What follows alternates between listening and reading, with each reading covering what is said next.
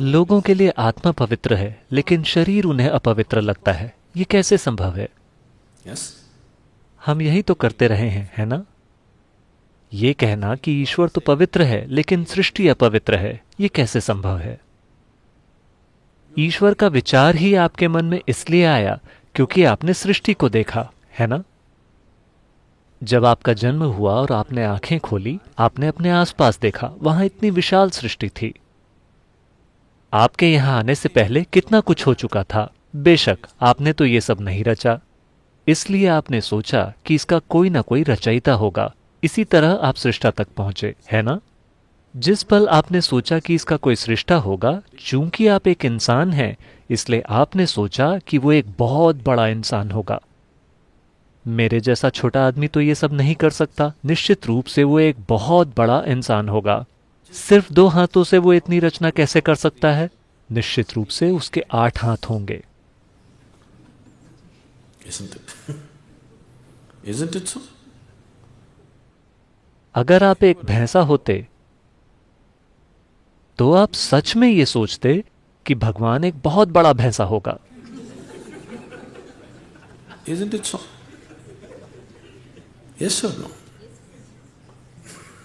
आप जाकर किसी भैंसे से पूछकर देखिए, वो आपसे यही कहेगा कि भगवान एक बहुत बड़ा भैंसा है, शायद 4 सींग वाला। You know Idi Amin? आपने ईदी अमीन के बारे में सुना है? युगांडा वाला। ईदी अमीन ने ऐलान किया कि भगवान काले हैं। मैं उससे सहमत हूं। अगर गोरों के भगवान गोरे हो सकते हैं तो कालों के भगवान काले क्यों नहीं हो सकते? पर वे दोनों ही भ्रम में हैं। हम जानते हैं कि भगवान सांवले हैं।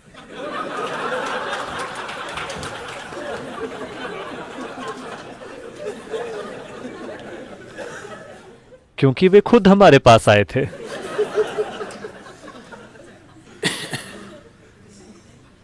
कुछ समय पहले मैं अमेरिका के नेशविल शहर में लोगों के एक समूह से बात कर रहा था और मैं उन्हें एक चुटकुला सुना रहा था। उस चुटकुले में मैंने भगवान को एक पुरुष की तरह संबोधित किया। तुरंत ही कुछ महिलाएं खड़ी हो गईं। क्या आप भगवान को पुरुष मानते हैं? मैं समझ गया कि बात कहां जा रही है। मैंने कहा, मैं केवल आपको एक चुटकुला सुना रहा हूं। नहीं, आपने पुरुष का संबोधन किया। क्या आप भगवान को पुरुष मानते हैं? वे चुटकुलों को बहुत गंभीरता से लेते हैं। अब औरतें बहस कर रही हैं कि भगवान एक औरत भी हो सकते हैं। ऐसी समस्याएं केवल उन संस्कृतियों में ही हैं। भारत में हमारे पास पुरुष भगवान, स्त्री भगवान, गाय भगवान, बंदर भगवान और हर आकार व प्रकार के भगवान पाए जाते हैं। रेंगने वाले, चलने वाले, उड़ने वाले, क्योंकि हमें भविष्य में आने वाली सभी समस्याओं का अंदाजा था।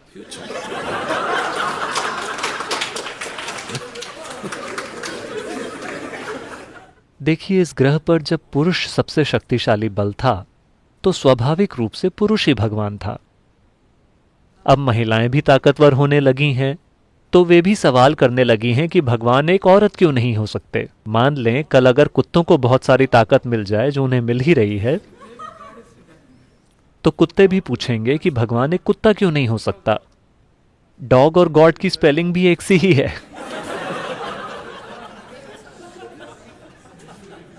आपकी तुलना में वो ज्यादा करीब लगते हैं, है ना?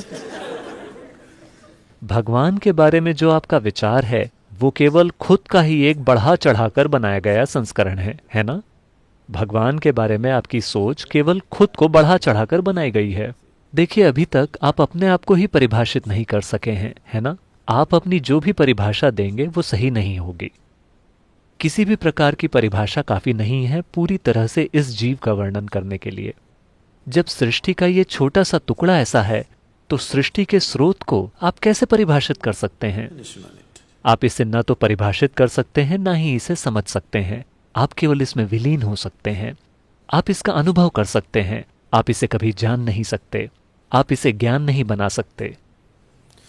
whatever you know. आपको ईश्वर के बारे में जो भी ज्ञान है वो पूरी तरह बकवास है, सांस्कृतिक बकवास। जिस भी तरह की संस्कृति में आप हैं, आपका ईश्वर भी उसी तरह का होता है ना? इसका केवल अनुभव किया जा सकता है। अनुभव का अर्थ ये नहीं है कि आप इसे खा सकते हैं या आप इसे समझ सकते हैं, नहीं, आप बस इसमें विलीन होकर ही इसे अनुभव कर सकते हैं और कोई तरीका नहीं है। इसलिए हम केवल विलीन होने के उपाय तलाश रहे हैं ताकि हम उसे अनुभव कर सकें जो हमसे कहीं ज्यादा विशाल है।